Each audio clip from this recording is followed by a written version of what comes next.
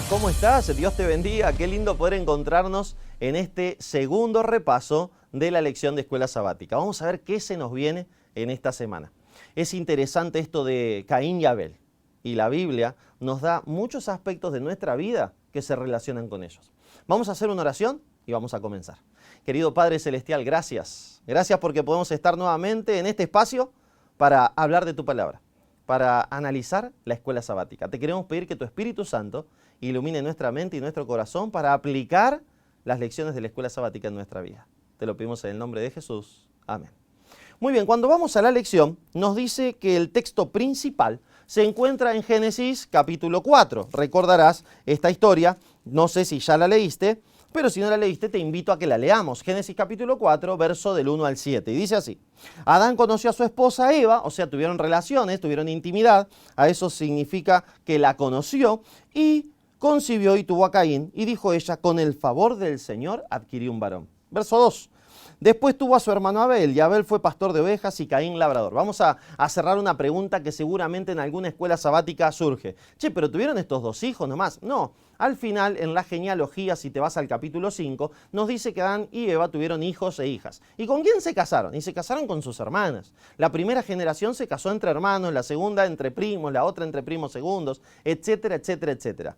No es que Dios generó más gente, no es que Adán tuvo una primera mujer antes que Eva, no es tampoco que cuando se dividen los hijos de los hombres y las hijas de Dios, esa te la dejo para la semana que viene, que tenemos que hablar de Noé. Seguimos. Y entonces el versículo 3 dice que andando el tiempo, pasó el tiempo, y entonces Caín trajo del fruto de la tierra una ofrenda al Señor.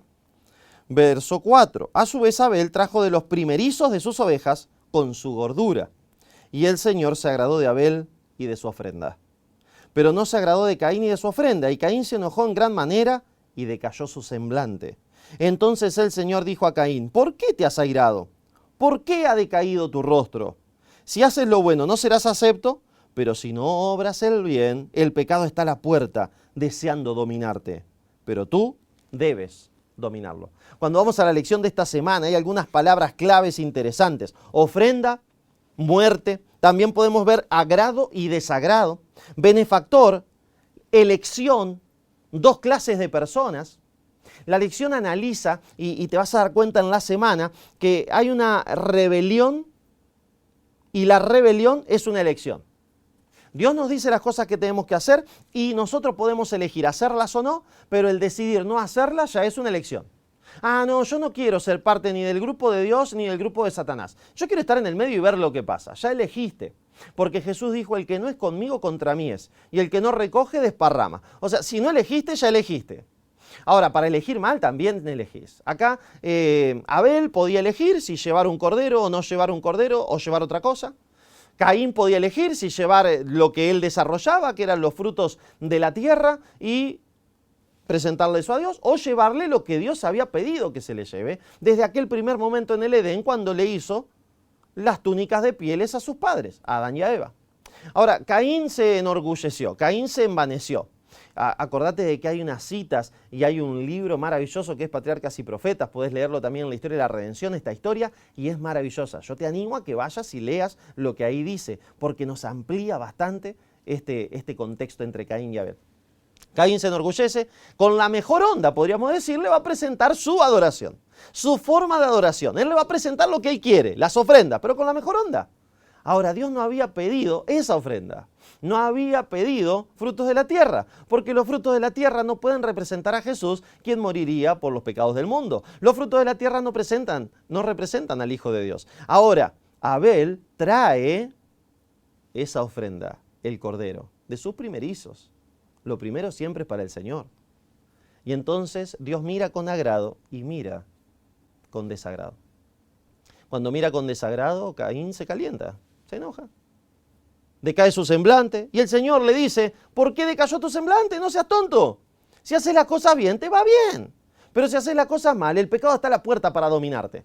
¿Cómo está tu vida en cuanto a la dominación del pecado? ¿Viste que cuando uno anda cansado, con hambre, agotado, airado, son algunas sensaciones, son algunos sentimientos que si se complementan son peligrosísimos? Llegaste, rendiste mal ese día, Estás a la noche ahí en tu pieza o en el escritorio, estás mirando la compu o el celu en tu pieza y entonces estás con hambre, rendiste mal, así que estás frustrado o frustrada y estás cansado o cansada porque anduviste todo el día, estudiaste toda la noche anterior y entonces ahí estás frustrado o frustrada. Ese es el momento especial para que Satanás, para que los demonios, cuando digo Satanás es cualquiera de su ejército de tinieblas, ¿no? Para que los demonios te tienten, para el pecado que te habita, esa naturaleza carnal, gane la batalla.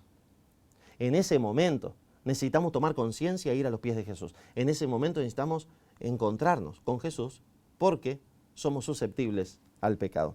Cuando seguimos avanzando en la lección de esta semana, la lección de esta semana trata sobre algunas temáticas especiales.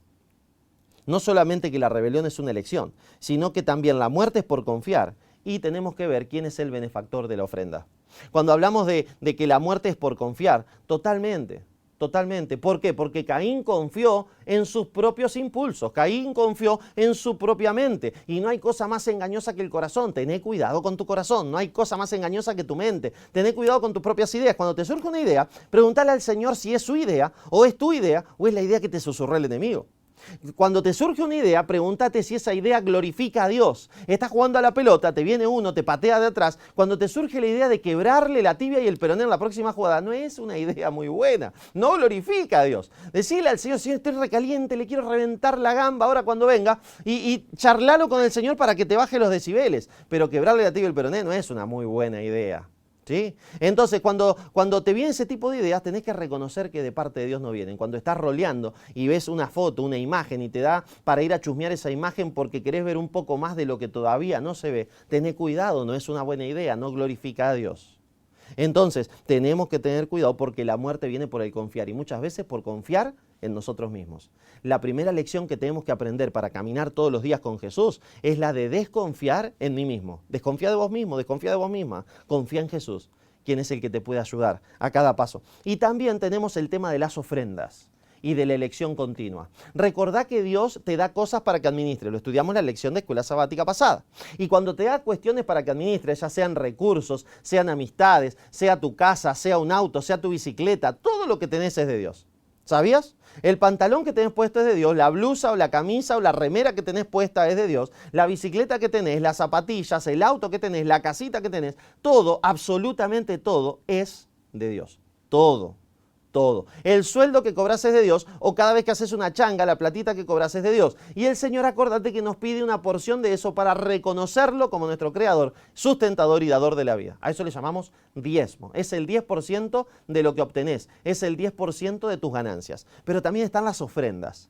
Lo que presentó Caín acá era una ofrenda voluntaria, una ofrenda de reconocimiento de la generosidad divina. En mi caso yo pongo la ofrenda como generosidad, como agradecimiento, pero la pongo en porcentaje. Desde hace años con mi esposa arrancamos con un 2% y cada año vamos aumentando un 1% de ofrenda. Entonces, antes cuando era herrero y era docente de la herrería, cada vez que terminaba un laburo me pagaban, calculaba la ganancia, sacaba diezmo en un sobre, la ofrenda, el porcentaje que estábamos poniendo ese año en otro sobre. Y cuando cobraba el sueldito de docente, entonces diezmo en un sobre y en otro sobre la ofrenda que correspondía a ese porcentaje. Arrancamos con un 2%. Ahora estamos en otro porcentaje porque cada año le vamos sumando un 1% de agradecimiento al ver la salud que el Señor nos da, al ver cómo nos cambió la vida y nos ordenó y nos sigue ordenando la vida. Estamos muy agradecidos al Señor por esto.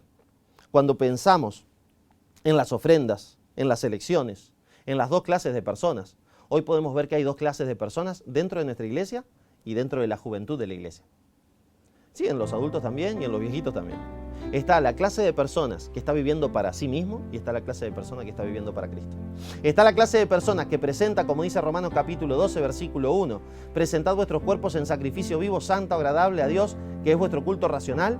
¿Sí? ¿Para qué? Para que comprobéis cuál sea la buena voluntad de Dios agradable y perfecta, dice el verso 2 de Romanos 12.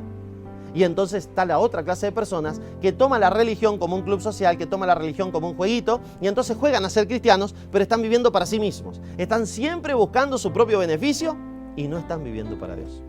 Te animo, esto es para valientes, ojo, te animo a que a partir de hoy le pidas al Señor que te ayude a vivir solo para Él, que tu vida sea una ofrenda de adoración hacia Él y que lo adores como Él quiere. Que no solamente lo adores a través del diezmo y de las ofrendas voluntarias y generosas, sino con tu vida, con tus palabras, con tus redes sociales, que lo adores.